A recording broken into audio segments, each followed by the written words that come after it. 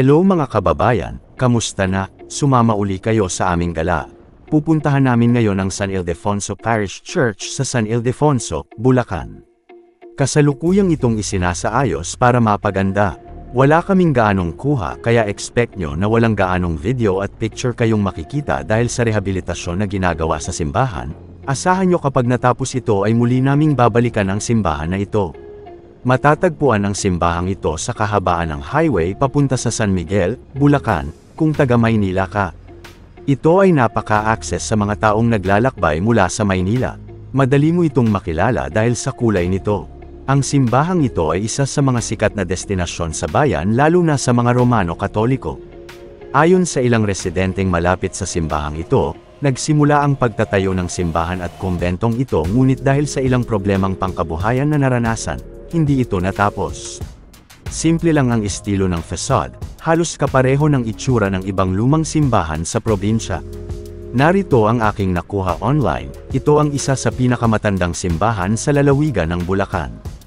Habang lumalaki ang populasyon, isang kapilya ang itinayo sa ilalim ng parokyal na jurisdiksyon ng San Rafael. Noong 1809 hanggang 1911, hinirang si Padre Juan de la Rosa bilang unang Pilipinong pari ng bayan.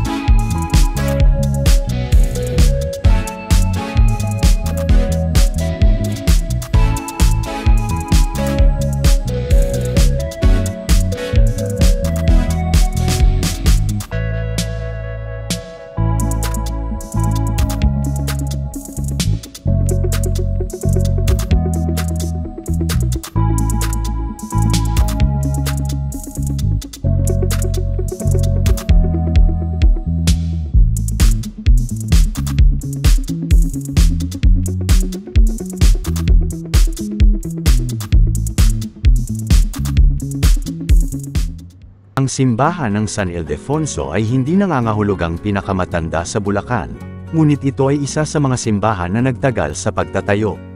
Dahil sa kakulangan ng pondo, ito ay natapos noong 1734, mga 40 taon pagkatapos ng groundbreaking nito noong 1691. Ang San Ildefonso ay dating baryo na pinangalanang Bulak dahil sa pagdami ng mga puno ng K-pop, lokal na tinatawag na Bulak. Sa pagdating ng mga mananakop na Espanyol, pinalitan ito ng pangalang Hacienda San Juan de Dios, sa ilalim ng parokyal na jurisdiksyon ng San Rafael.